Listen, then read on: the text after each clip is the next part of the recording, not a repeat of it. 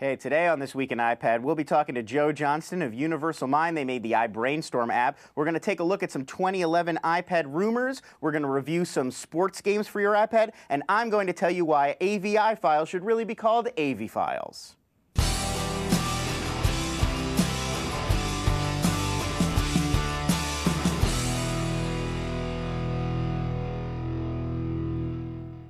Hey, welcome to another exciting episode of This Week in iPad.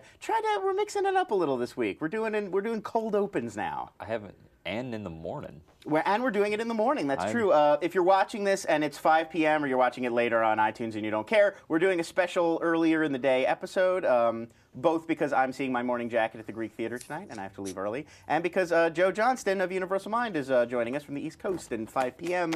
would be a little late over there.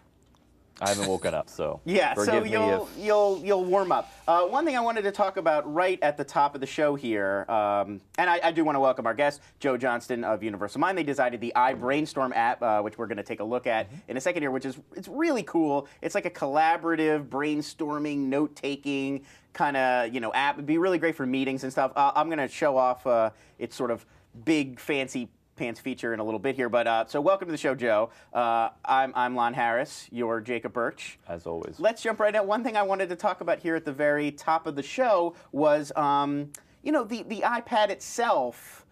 It seems like we've been doing this. This is the 19th episode of This Week in iPad. It seems like a lot of our news now is becoming about all the other tablets that are coming up and all of the kind of new developments in the space. Do you think that there is a need now for a This Week in iPad show, or is it going to become This Week in tablet computing, This Week in gadgets? It's just something I was thinking about while I was doing the news. Probably. I think that'll always, you could always sort of force it out, I'm sure. Well, there's always infinite amount of You could apps. force it, yes. Let me finish. But whether you would want to, I don't know. And something you and I were talking about, I think yesterday, is just the crossover between other shows on this. How many news stories This Week in Mobile is sharing with This Week in iPad? Any real major iPhone story we tend to cover, and et cetera, et cetera, et cetera. So anyway, just something that I've been thinking about this week while we were prepping the show is like it's been a long time. It's longer than you would think a show about one specific gadget. I mean, obviously in the first few weeks the iPad came out, it was all anyone was talking about. There was crazy amounts of news. We could barely fit the whole show was news basically. And now there's less exciting news, and there's still great apps coming out like iBrainstorm, but it just feels like there's a little bit less of that. So anyway, it was just something I was thinking about. I wanted to throw out there. And if I'd like to hear from the viewers too. If you want to, I'm at Lons on Twitter, LONS. You can email me at lon@thisweekend.com. Find me on Facebook. I'm on there. I'd love to hear from you. Like, what do you think? Would you rather see this show just continue, an iPad show, a gadgets show, a show about tablet computing in general, maybe an Apple show? I mean, what do you think this show ideally would become over time? I'd love to hear feedback on that. And before we go any further, something I don't need feedback about because I know how great it is, Gazelle.com. Let's pull it up here. Gazelle.com. What a segue, Joe. Thank you. Gazelle.com, you could get cash for your gadgets. I mean, just like your iPad, your iPhone, any of these big ticket gadgets that you go buy, it's probably replacing something else that you've been using that you don't have as much need for anymore. And Gazelle is the perfect way to go and get rid of those old gadgets, get cash for them, and then you can go use it on whatever gadget you're getting next. I mean, we're going to talk a little bit about all the new iPads that are coming in 2011. So certainly, if you have one of these old-fashioned Stone Age iPads in a year, you're going to want to dump it and get the hot new iPad that I'm sure is going to be 3 times as thin and 8 times as magical. So all you do is you go to Gazelle.com, you look up whatever it is that you are trying to unload here. I'm looking up iPad. I've got the 32 gig Wi-Fi version. So we'll just jump here. You answer a couple questions. Yeah, it powers on. Yeah, it's free of water damage. It's in perfect condition. I care for my iPad. I've got all this stuff here. And then they'll actually show you, how much you're going to get. Oh, this laptop. Why don't I trade in this laptop? Giving me agita. And then you calculate how much they're going to pay. I have to answer free of water damage. Yes. Perfect condition. Calculate. They're going to give me almost $400 for this iPad. Look, it's even having a good week this week, so I picked the perfect time. That's a great deal. You could go get a new iPad for that. Just about. Amazing. All right, amazing. So, Gazelle.com, the average customer makes more than $100 every time they Gazelle their gadgets. And here's something I really want to mention to you. If you go there and you enter the promo code TWI5, one more time, TWI5, that does two things. One, you get 5% additional bonus on whatever you go and trade in, your total order. That's except for a few things like movies and games. They don't do it for media. Everything else, you'll get 5% bonus on whatever you trade in. And it lets them know you heard about Gazelle on a This Week in Show, which really does help us out. And Gazelle's been a great sponsor. They've been on the show. They were one of the first sponsors we had on iPad. We love the product. We love the company. And we would love you to, thank them on Twitter at Gazelle_COM and go check out the site. And if you do go check out Gazelle, please do put in TWI5 as your promo code and let them know where you heard about it. We would really appreciate it. So on to the show. Thanks to Gazelle again. A great product, and I urge everyone to go check it out. I wanted to give a quick review because I tried out this pretty interesting app this week. It's called the CineX Player. And the idea here, this is the icon. I'll tap on it right now. The idea behind the CineX Player is any AVI file, or AVI file, as I feel it should be called, because we call a WAV file a WAV file. So why not an AVI file, an AVI file? But if you say that, people look at you like you're crazy. So I'm going to make that case officially. But any .avi file you have on your computer, you can just dump right in here and play it directly on your iPad. You don't mess around with the iTunes Store. It's super easy. All you do is you hook your iPad into the iTunes Store like you normally would, and then you go to the apps menu when you're in your iPad, and then there's that little area like load a file into one of your apps, and you can just start loading in any AVI file. Now, obviously, I'm not going to show you this, but I think one of the main applications for this software would probably be pornography, which a lot of people have on their computer and are looking to get on their iPad. But it works for anything, and we're going to take a look right here. I put an episode of Dexter in here, and you can see that I actually let off in the middle, and it just jumped right to where I wanted to go. It sounds great. Okay. Grant 24-ounce steel framing hammer, model number 514. LaGuardia will be pleased. Just bang in these three. They're already marked. So let's not talk about where I found this episode of Dexter, how I came to possess it, but it is an episode of Dexter. It's great quality. You could hear that it sounds great. It's a good picture. You can go full screen if you want to. And it plays exactly like you would if you were watching something in iTunes or whatever. This is a great app. Really, I tried 5 or 6 different things because, I got a couple AVI files on my computer. And everything except one, Bad Lieutenant. I have that Nicolas Cage Bad Lieutenant movie, which I own on DVD, so nobody's doing anything illegal. And that one didn't load it. The sound was perfect, but it didn't have any picture, and I couldn't really figure it out. But basically, anything that's an XVID, XVID sort of format, which is almost every AVI file, and even stuff that if it's XVID, but it's in a different format, if you just change it to AVI and put it in there, it works. So really, really cool app, and a great way to get a lot of your media that you may not want to be dumping into iTunes and then dumping over here, or that you'd have to reformat. I know there's a lot of things you'd have to turn it into an MP4 so that iTunes will recognize it, so that you can then get it on your computer through iTunes. This cuts out all the noise, gets you there really quick. So definitely a highly recommended app. I enjoyed it a lot. I'll try it out. Check it out. I do not have it. All right, so let's talk to Joe. Joe has been very patient here. Joe, thanks for joining us. Welcome to the program. Hey guys, thanks for having me. Patient through all my nonsense. I do want to, while we're chatting here, I want to show off what the app does, because it's got, it does a lot of things. It's a, sort of collaboration tool, and you can write notes, and you can move things around, and you could sort of draw and make flow charts and all that other stuff with your notes. But the one, killer feature is, you can see here, I'm going to hold them side by side. I've got the iPad version up here. I've got the iPhone version. Both are free. And what I can do is I can actually connect them together. So I'm going to look for devices. I'm going to hit connect here. There's my iPhone. You can see it pop up. And then anything that I go type here, let me just pull that up. It's thinking. Double tap to edit. There we go. Come online. I've got it. So anything that I type over here is actually going to magically move over to my iPad. So hello. And hit return, and I click over here, and then flick, and there it is. It actually shows up right there. And you can connect 4 iPhones at a time to this. Awesome. That's one of those things that when you do it the first time, it has that, Steve Jobsy magical, like, ooh, it moved over right there automatically. So how did tell us the genesis of this project? Like, how did you guys think of the app? Did you know right away as soon as you thought of it, like, oh, I bet we can make this work, or was it like a trial and error kind of thing? Yeah, it was an interesting project. We we have a UX studio here. It's where actually I'm at right now. You actually see some of the actual analog versions of what iBrainstorm really is. Oh, interesting. Coming from like a sketchboard, these huge craft paper ideas. So we wanted a way to create that at a digital form and also a little more mobile, because we have to take these things to clients, and having this thing rolled up and trying to throw it into a plane and all that kind of fun stuff, it doesn't usually work the best.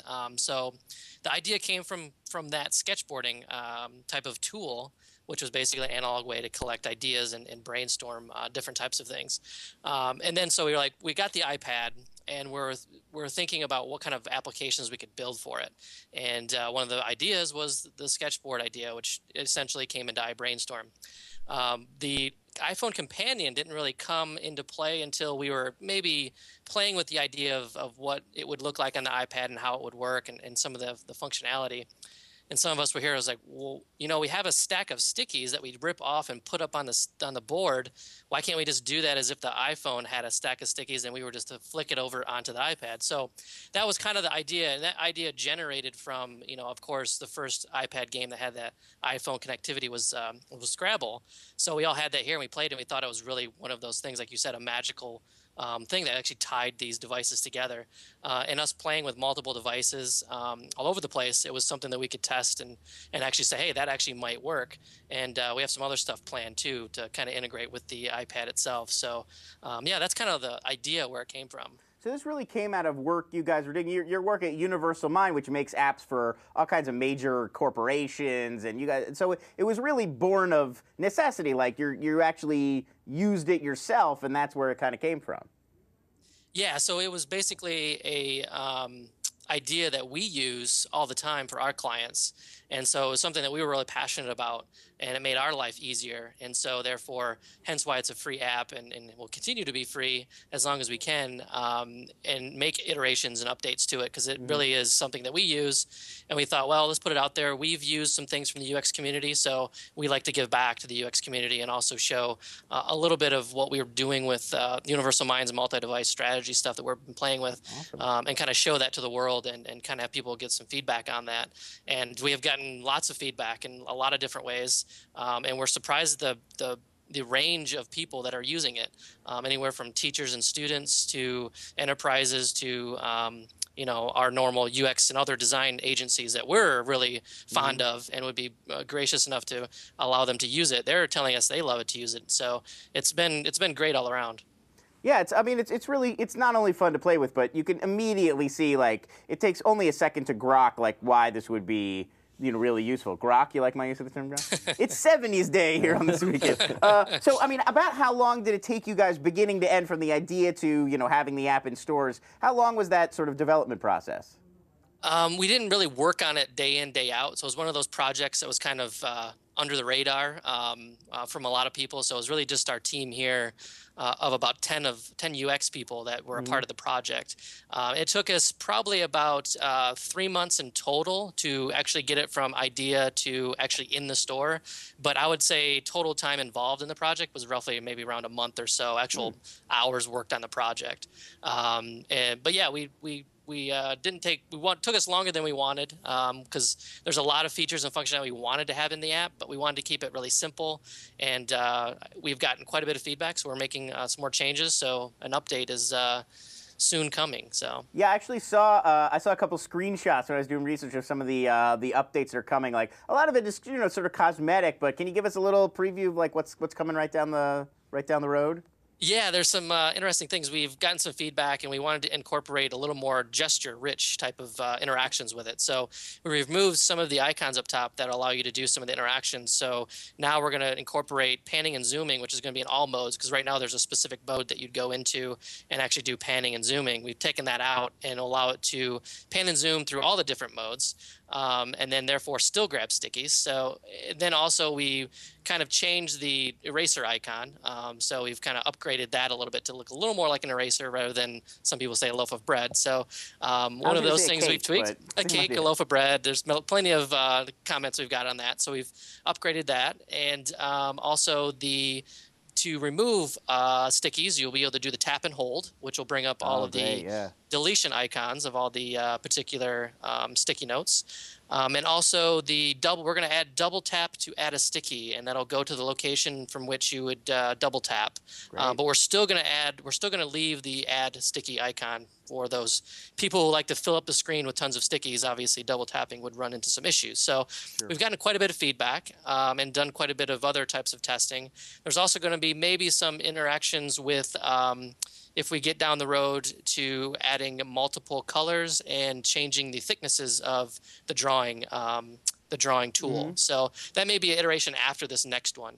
Right. But also from a development standpoint, we are working on an Android device that'll be very similar to the iPhone companion. Oh, great. It'll be an Android app that runs the iBrainstorm companion. So you'd be able to utilize a Android device to flick over stickies to the iPad. So that's another cool thing that's in the works right now. Definitely. You're jumping ahead of my notes. I was going to ask that one. Sorry about that. I should have known you were going to ask me that question. Yeah, that's the burning question. So there will be an Android app. That's really cool. One other thing I really love about it is you can dump things into your Flickr account from the app, and it integrates even that way, because that's another thing that's really useful if you want to share what you're doing with a bunch of people and you just want to link to it. Yeah, and that's the other tool. That's the other type of interaction that we're thinking about adding a little bit more to as well. Is you can save it to your photos, and then you can also email it directly from the app as well to all your team members or whoever you want to share it with. But we also wanted to we use a lot of Basecamp here at Universal Mind from the UX standpoint. So we wanted to try hooking up a direct link from the actual session that you're working on to actually uploading it to a particular thread or message inside of Basecamp. That way you can integrate Basecamp and have that collaborative nature a little bit even easier with that as well. And also the next iteration after this next one, we're going to incorporate multiple projects. So that way you can save projects, go back to it, and then reopen those rather than just having, we're currently right now it's one project. Yeah, you've got kind of one area to mess around in. Exactly, yep. Cool. So can you give us a little more insight into what Universal Mind does? I mean, you're not one of these places that you make this app and that's your company. It's like you guys actually have a whole company making apps for these big companies, and then this was just sort of a little side project. So you're calling yourself a digital solutions agency. I mean, what is it? What's your day to day, and what are you primarily working on as your primary sort of function? Yeah, so Universal Mind is as you said, a digital solutions agency, and kind of what that means is we specialize in a lot of interactive software, and that could be for the web, for the desktop, for mobile, and for embedded devices. So we have a wide gamut of different types of things that we work on.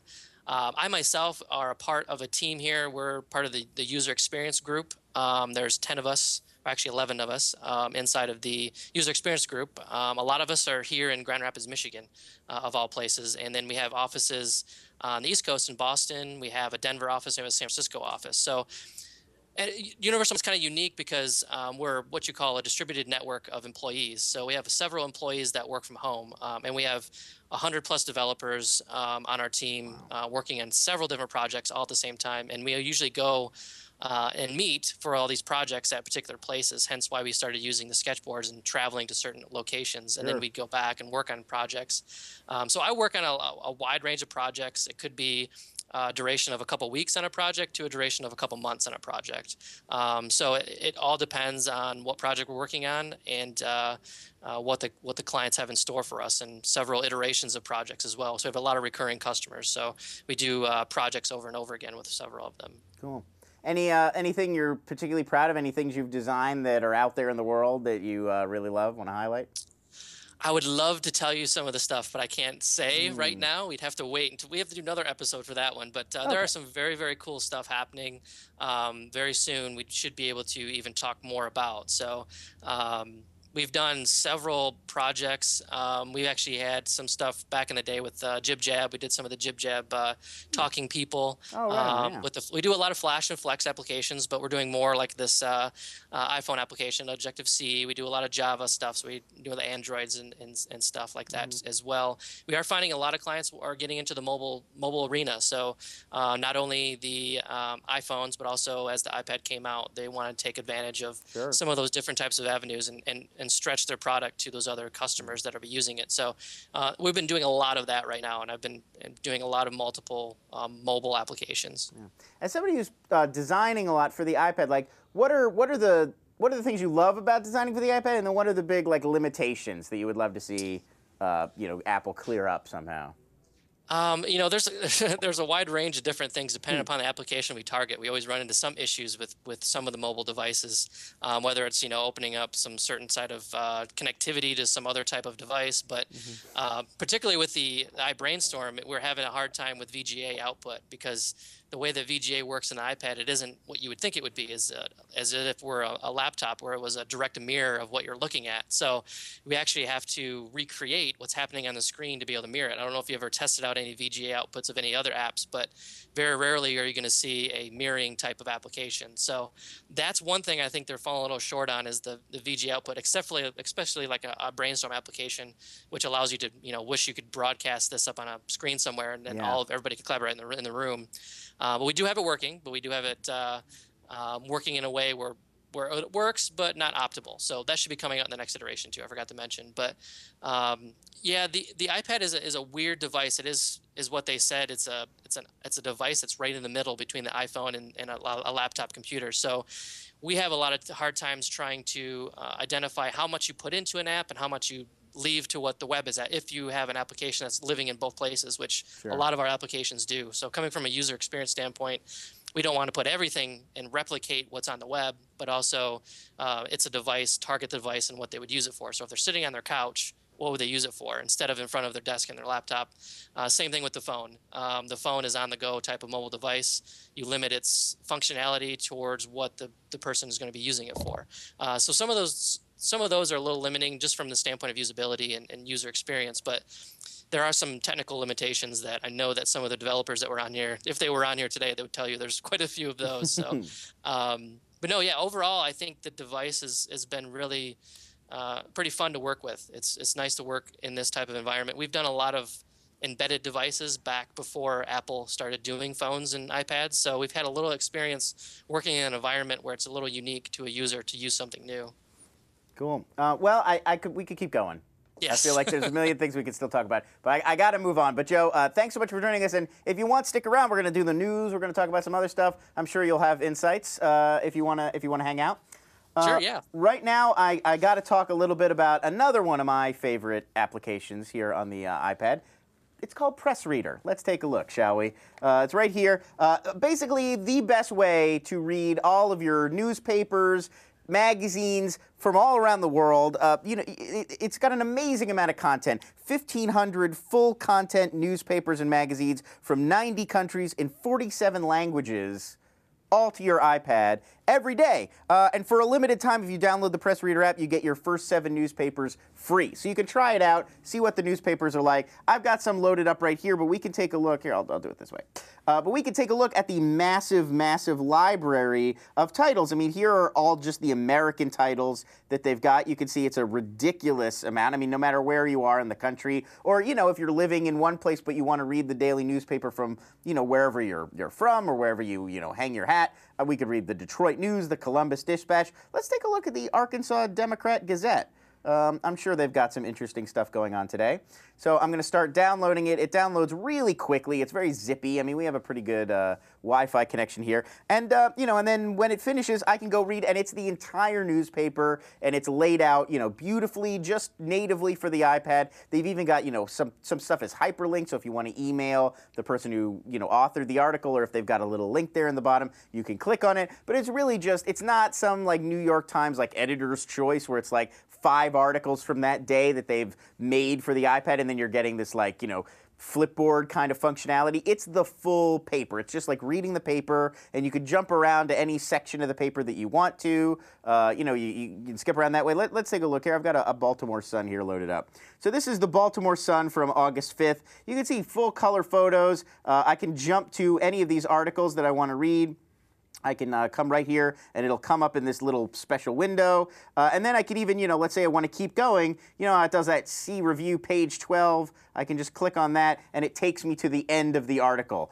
So, you know, it's easier than reading the newspaper in your hands. You don't get newsprint on yourself, and you can just flip through. And if you heard that little bing, that means my Arkansas Democrat Gazette is done. And ready to read. So, I mean, yeah, finally, I get the news fresh from Little Rock. So, you know, it download whole papers. You got zoom in.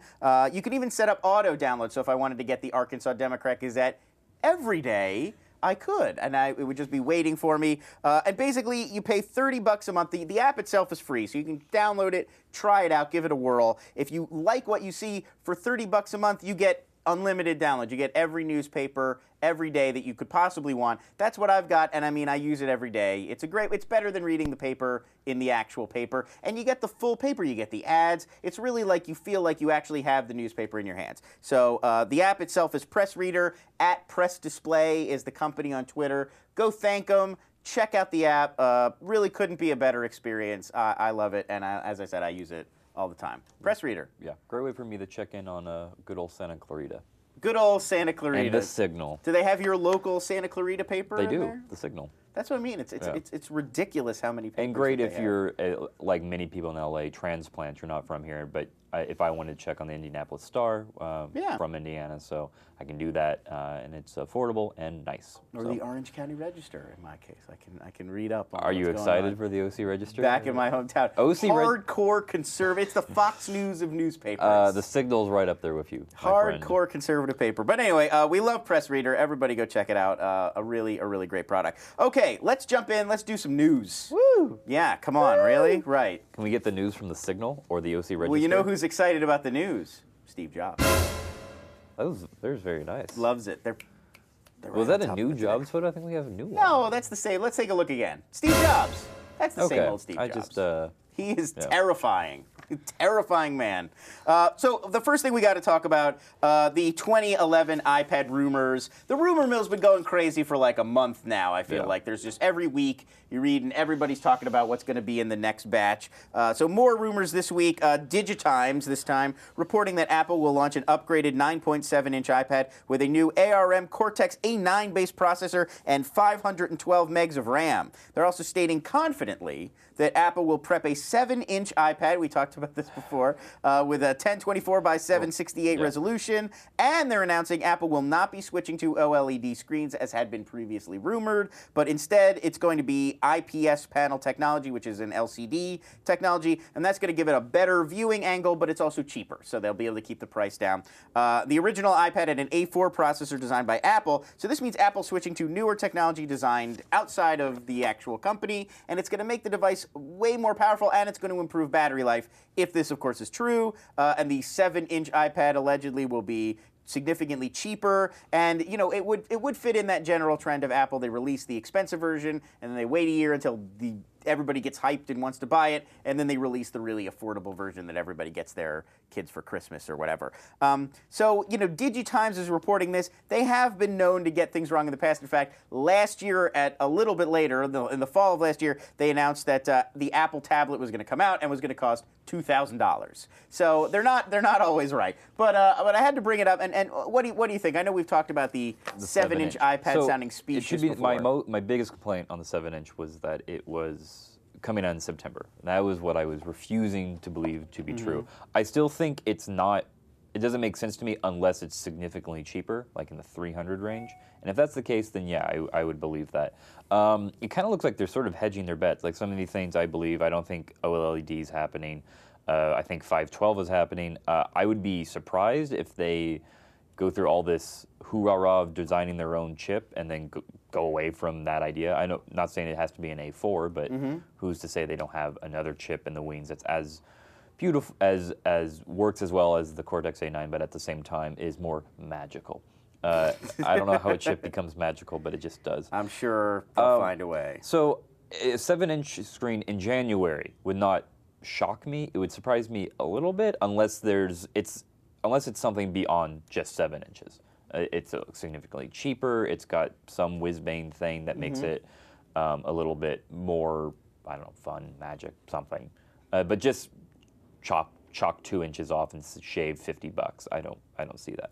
Yeah, it seems like, there's going to have to be, just like with the iPod Shuffle, where it's smaller and it's cheaper, but then they came up with a couple little features like you shake it or whatever. And it was significantly cheaper. It was $100, $80. Well, I guess that's theoretical. They don't have a price in the Digitimes article. And new iPad. And that's why if it came out and it was $250, $300, that wouldn't surprise me. That would be like, okay. But in September, no way. I would be eat crow. So now they're saying, 2011 probably is when we'll get this. And that's January, yes. Right, yes. So next up on our list, the Android tablet. New York Times blog post is suggesting Amazon may be looking to move beyond the Kindle and produce an actual tablet computer to compete head-to-head with the iPad. They're basing this on Lab 126, which is the Amazon division that makes the Kindle. They put up some job listings they're looking for electronics hardware people, and they're looking for a bunch of them. Seems to indicate that they're working on some sort of secret prototype, not just like a new Kindle. Lab 126 is very secrety sounding. Yes, Lab 1, right. It says like 51. It's like deep 50 miles underground, somewhere in deep 13. So according to an anonymous source, the mystery project could be a consumer device that would allow users to purchase and enjoy Amazon content, like digital books and movies and TV shows and music and that kind of thing. So it would basically be like the Amazon version of the iPad. The iPad is in the iTunes store. This would be like in the Amazon store, basically. CNET ventured to guess that the tablet would probably run Android and would come in around the 6 to 7 inch range. So, how likely, again, do you think this is? And Joe, I'd love to hear what your thoughts are on this one as well. And then, would that really be viable, an Android tablet that integrates with Amazon the same way the iPad tablet integrates with the iTunes store? I think this sort of ties in with a news story we'll get later. But at the same time, I think it makes sense if it's affordable. Because I think they know if they're only hiring 2, additional hardware people that they're not going to be able to beat the iPad, at least not for a bit, unless they, Right. really invest heavily in tackling a market they clearly don't want to tackle. They want to tackle the software market. That said, if they can do what they're trying to do with the Kindle, get it in the under $200 range, but make it basically a Kindle with a better screen that can play more than just books, I think it makes perfect sense, and it's probably where they should go. If it's running Amazon, I mean, what version of Android it would be running. I mean, the Nook is running Android, but it's a highly, wired down version. Right. So I think probably a safe guess. Whether or not it's a full blown Android device where it can play, you can download apps and all that, that would surprise me a little bit. I think I think that's trying to venture outside of their comfort zone. I think a device that can easily enjoy everything in the Amazon store and keep it cheap makes total sense. And before Mark Jeffrey says something in the chat room, I don't think he's in the chat room. if he was, he would always say they should give it away free if you buy $20. Yes, well, that's the always Mark say that. Jeffrey, like, Amazon could save their whole business. Just give away books, So. free books. So, Joe, what do you think? Would you be excited about an Android tablet from Amazon? Yeah, I think they would. I'd be excited because it's another device, and also, I mean, that's the capabilities of a lot. What we do is have a tablet to be able to run Flash. I mean, yeah, I think that'd be great. Ooh, that's true. To be able to take advantage of all of the developers and the ecosystem that Flash has. I mean, they've been pushing for it on the iPhone and iPad, which will never come. But I mean, now you have a capability of doing that would be huge for a lot of developers to be able to take advantage of it. And I know a lot of Android developers would love it because I know a lot of Android developers don't really care for the Apple development systems. It's true. I didn't even think about the Flash thing. That's true. This would have Flash on it, which would be Well, pretty again, snazzy. presumably, Enoch's Yeah. running Android, so Right. You can depending do a on lot the of stuff version, with depending it. on the version of Android. Yeah, the version. Yep. Right. So the next thing I want to talk about is this Photoedia Heritage app. I didn't really feel like it was something I could give a full app review to, but I wanted to talk about it because it came out and it's kind of nifty. It's basically like a photo book for your iPad. So you get this whole world map, and it'll show you, you know, all of these like World Heritage sites. It's they're calling it an encyclopedia for humanity. So it's built on Photoedia, which is a website, and they curate photos and information about major important places in world history and culture in corroboration with the UNESCO World Heritage Center. So, you know, they basically have people upload photos that they've taken in these World Heritage sites. They're all Creative Commons, and they collect them on their website, but now they've put them all together on this, like, you know, iPad app. It's really kind of like a coffee table book for your iPad, and you know they've linked to Wikipedia information and TripAdvisor information. So if you're interested in these like notable world important cultural sites, it's kind of cool. I mean, we take a look at it here. You can see I'm sort of wandering around Romania at this point. So I can click here, and we can see. Of course, I wouldn't pick a place with easy to pronounce names. That is so me. Sarmizegetusa. So here you go, you can see, and you got these like really pretty pictures of some sort of ruins. And if I wanted to know more about it, you just hit this I button here, and Wikipedia is going to, oh, this is the Dacian fortress of the Oresti Mountains. Very good. Did I do good? I don't know. Yeah, well, I'm going to guess. I wanted the booster to go built in the but... first centuries BC and AD under Dacian rule, these fortresses show an unusual fusion of military and religious architectural techniques. So there you go. You learn a little something. The pictures look really cool. I mean, I kind of wish that you could take the pictures out. Like, there were a couple pictures I saw in here that I was like, oh, I really want to make that my background. And then you can't get the pictures out of there, even though they're Creative Commons. It would be kind of cool if it had a little more functionality like that. But it's really not designed to be very functional. It's really designed to be, you know, kind of a pretty experience and just be photos and information. And it's really like a sit on your couch and like browse around and look at, you know, sort of items in world history. If you're a history buff like me, or you like just learning about world culture, it's kind of cool. But I read there, you know, it was in the news. TechCrunch wrote about it. And a lot of people were sort of slagging it, like, oh, well, this is just taking pictures, taking a coffee table book and putting it on an iPad. It's not really anything new. It's not really innovative. Apple doesn't really have any use for this device. Like, what do you think? Is this like, you know, worth having and an interesting thing and a good use for the iPad, or is this just like, yeah, it's pictures and you could just read a book and it would be the same thing? It's not remarkably innovative, but one word, free. It's, you know, it's not like they were asking for $10 for this. I mean, it's a wealth of, it's really well done. The UI is intuitive. I was able to download it, pick it up within 30 seconds. You knew what brought up the Wikipedia information. You knew what brought up the map. Yeah. You knew how to swipe across the pictures. And there's tons. So for free, you know, why not? There are tons. I would note, let's take a look. UNESCO clearly playing favorites with Europe. I know world history tends to be more centered there, but look at North America. There's like the whole Midwest. There's like nothing. The entire region of the world in here interests them. Not at all. Like, Romania has like 1,000 little thumbtacks on it. So, you know, I did notice that because I was like, oh, I'm going to see what's around me, and then there's nothing in all of Southern California. Here's where we are. Nothing. You have to go like all the way up to Eureka. You get Yosemite in there, and you get Grand Canyon in there. But come on, we don't know World Heritage at all. There were people here. Father Junipero Serra, he didn't do anything for you people. No. Fair enough. Anyway, it's definitely worth checking out. It's called Photoedia Heritage is the name of the app. I definitely would recommend people go check it out.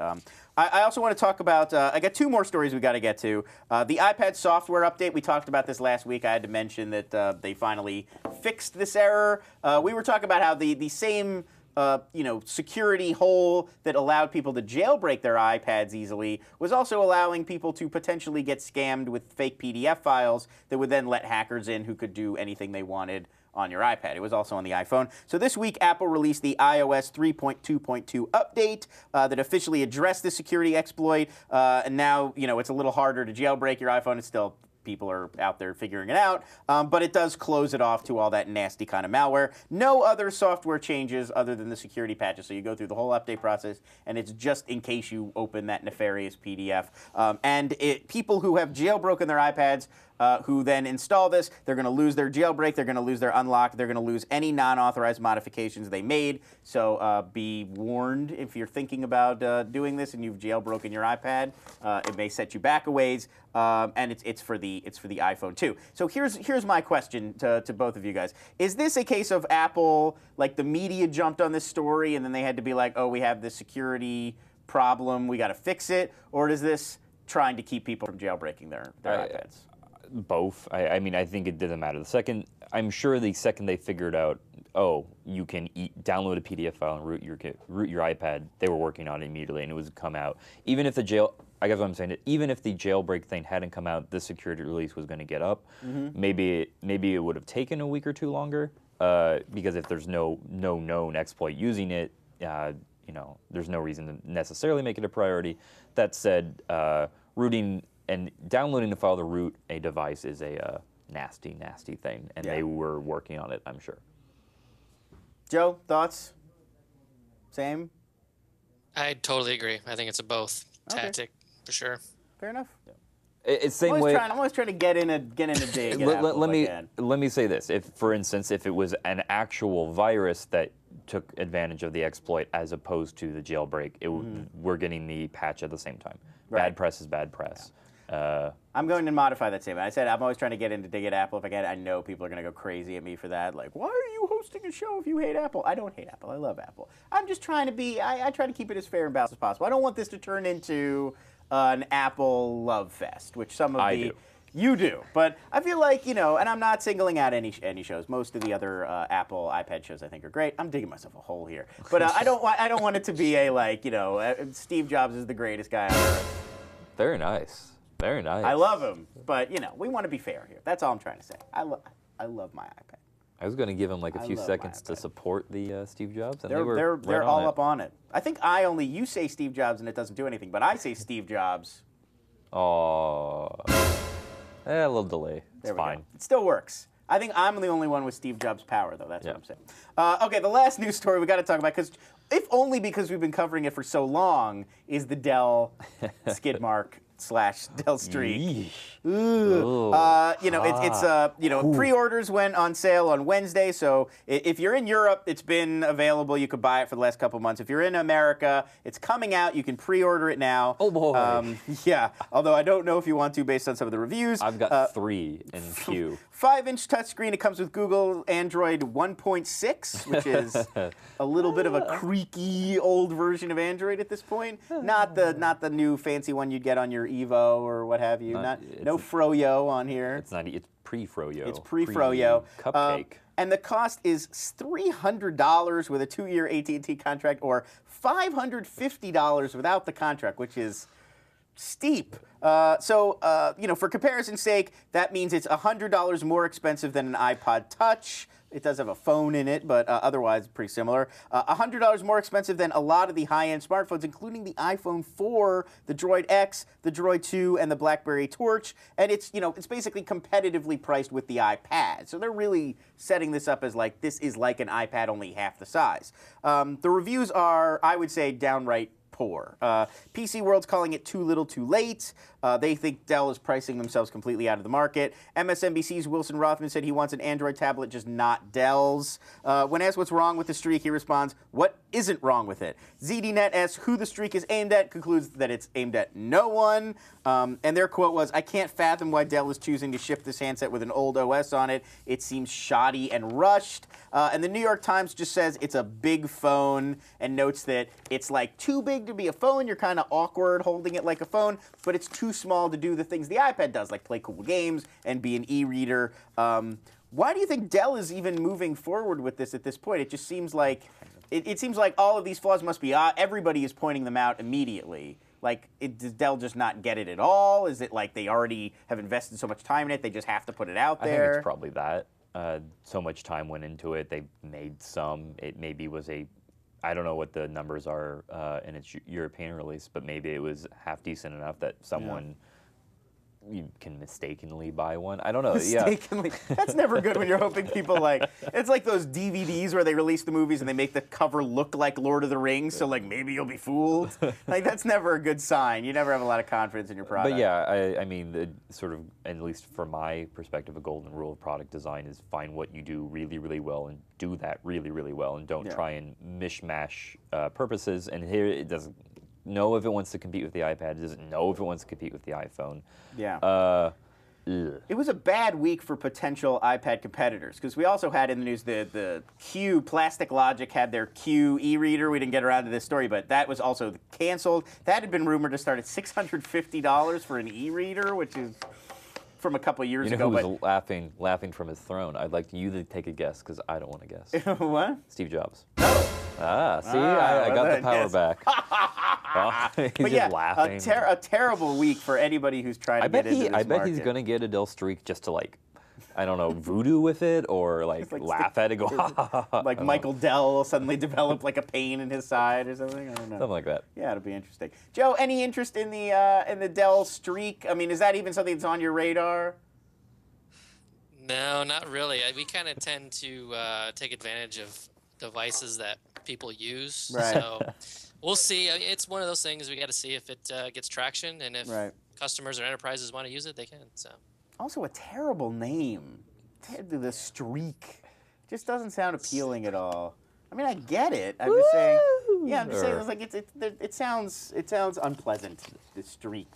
I don't think it doesn't have good annotation. You went to UCLA. You did your fair share of undie runs, I'm sure. Yes. A little streak in Not there. even when I went to UCLA, just on weekends randomly. All right, so let's move ahead. We're going to look at a whole bunch of sports games to close out the show here in a little segment Jacob and I like to call Planet of the Apps. You maniacs! Damn you! God damn you all to hell! Don't download it, Lon. You might not like how it runs. Pure artistry every time. I'm still blown away by it. So this week we're doing sports games, as I said. I get a lot of feedback that we don't do enough games. People want to hear more about games. I feel like we talk about games all the time. Screw you. No, yeah, I feel like we talk about games all the time. Try to mix it up, but I wanted to jump in. Before we go to Joe, favorite iPad game? Putting you on the spot. I played with several of them, but I'm not a big iPad game person, but definitely I've tried a few of them. I haven't tried the NFL football one that came out yet, though. That's one I do want to try. I'm a big sports game fan, so I'm looking forward to that one. We'll be talking about that right now. You want to kick it off? Sure. Ooh, I didn't even realize I was doing that. Kick it off. Oh, well, it's not terrible name football, really. It's not really not much with the foot. I am a huge football fan. I'm going to get like soccer fans behind me and stuff. So I'm reviewing Madden 11, which came out this week. As anyone in this office is aware, I am a humongous dork for the Indianapolis Colts. When they went to the Super Bowl and lost this year, I was able to name 54 of the players on the roster. There were that many? Well, that included some people that were that were hurt and dropped and stuff. Look at these graphics. The graphics are incredible. They definitely do some things knowing that the iPad user is going to be a little bit more casual. As far as I can tell, there's no play clock. And the game, if I don't pick my play or snap the ball within, what is in real life 10 seconds, they penalize me and it gets sad. So they let you pick your play.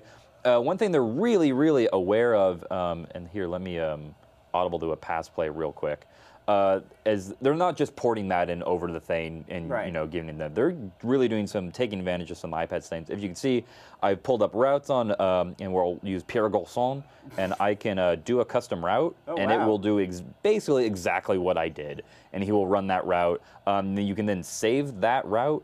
To me, this was the killer feature of what they're doing with the iPad. With the iPad, because that's really and boom, native iPad. It saves the route, and then I can go back, hike the ball. Where it clearly needs some love is that where original Madden is all about sort of neat controls, I don't get a lot. Like you can really and either on the Xbox or the PlayStation 3, you can really precisely throw a deep ball, a sharp, you have control over what you're doing. This is much more pick who you're going to throw to and hope the computer decides to throw it how you were envisioning doing it. Yeah. I'd say that's a common theme, because I'll be touching on that too. Is that there's a lot of it is automated on the iPad with all these games. You sort of are doing what you can to set things up, and then the iPad sort of takes over from there. It's not like playing on a console, or especially a PC, where you have very precise controls. Yeah. Kicking works really well. No one cares about kicking, but hey, it does work well. Controlling the ball carrier is actually really fine. There's a joystick here, and it actually works pretty well.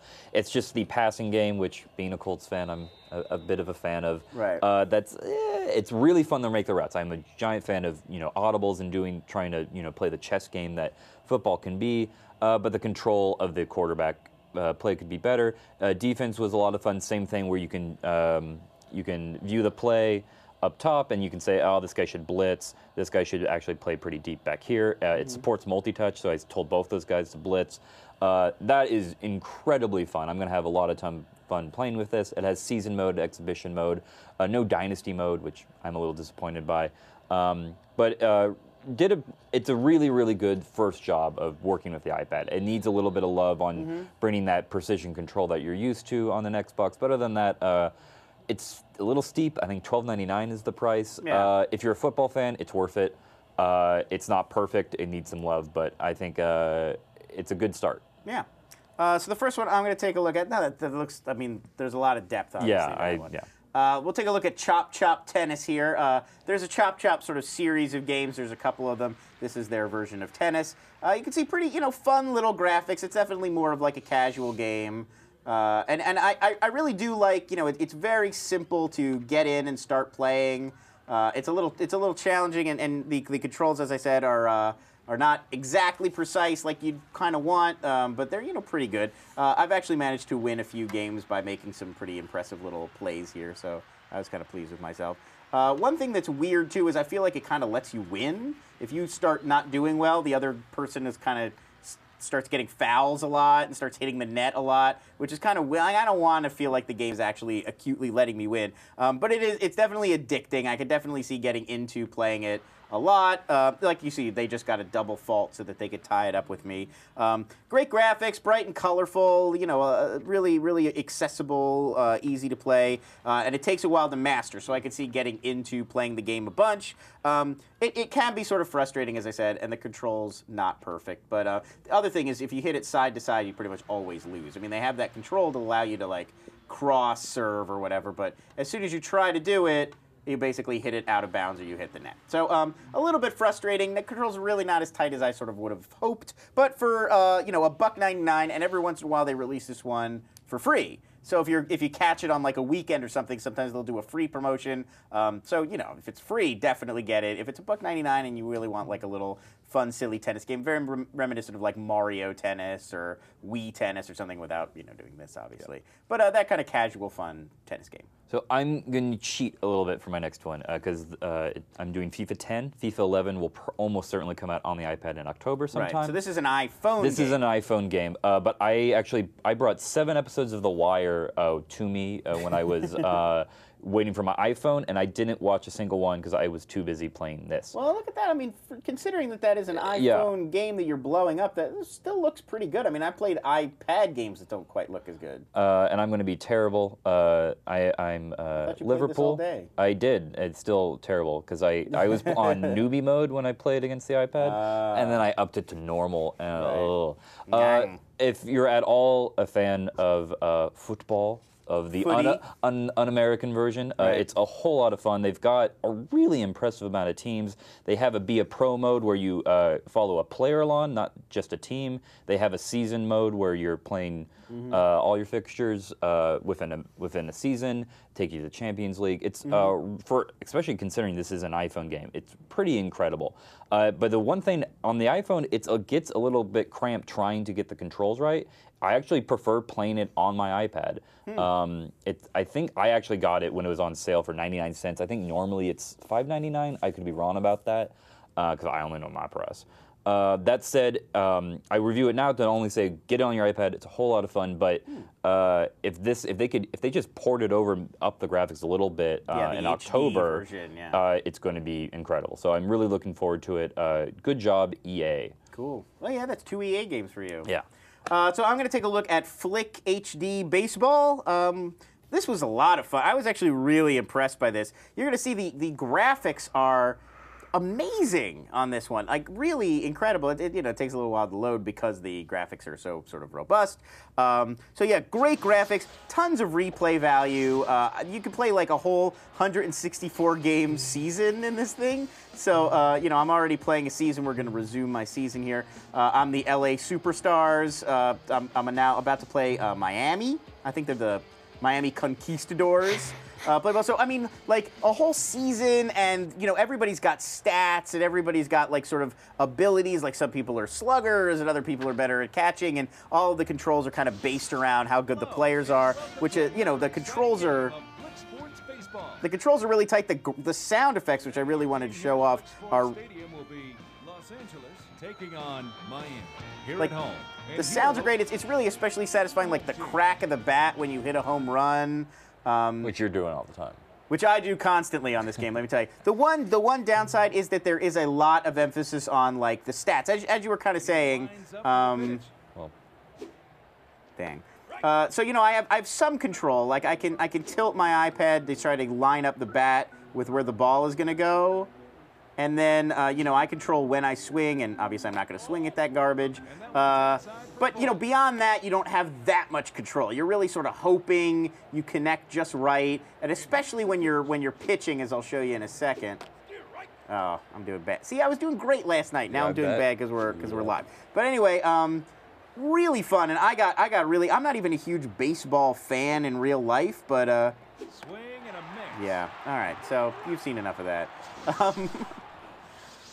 tell me more about the home runs you were hitting. You also do have the option, like which I like to skip. There we go. See? Oh, he's gonna catch that. But yeah, I mean it's a lot of fun. Oh, there.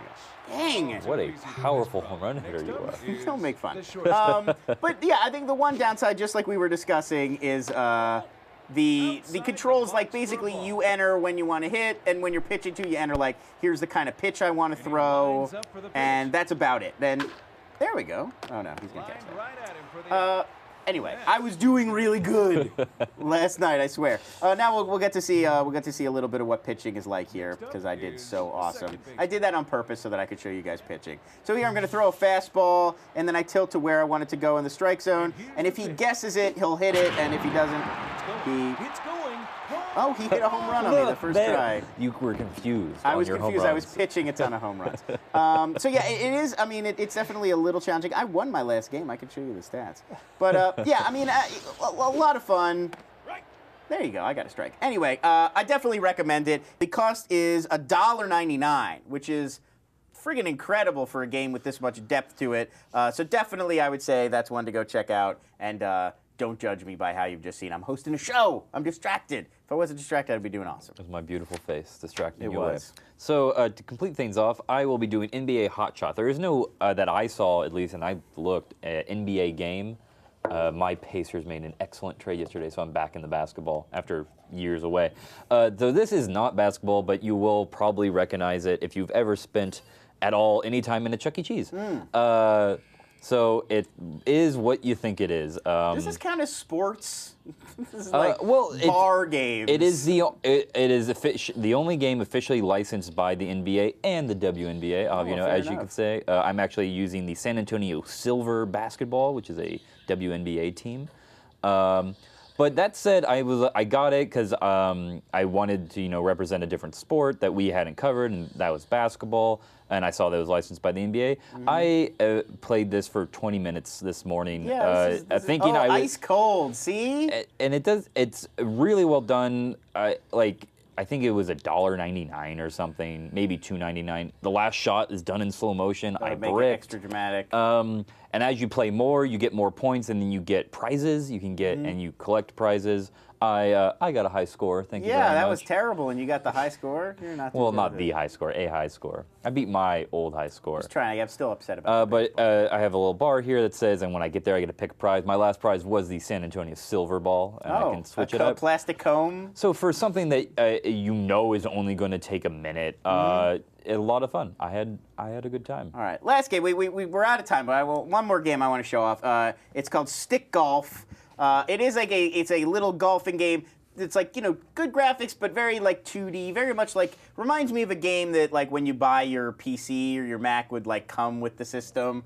So you can hit play here. Very challenging, surprisingly challenging. I was no home runs here. No, I was doing even poorer on this than I was on the baseball game. But here you see, I mean, it's basically the same idea as from a lot of golf games. You pick the angle, you pick the force that you want to hit it with, and there you go. And I'm not doing well. So it's fun. It's quick. There's not that much to it.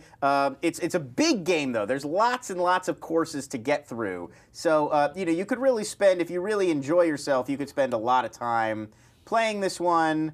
Oh, please stay there. Okay. And then you could basically keep playing a lot and never repeat the same course twice. Ugh, how embarrassing. I can't manage to do well on the air here. And it's hard. That's the one thing. So I could see people getting a little like tired of it and throwing their pad down. Like it's not only sort of hard just to get the exact sort of angle and then the force right, but it's hard sometimes strategically. Like you have to figure out what path they're sort of hoping that you take to get the ball in.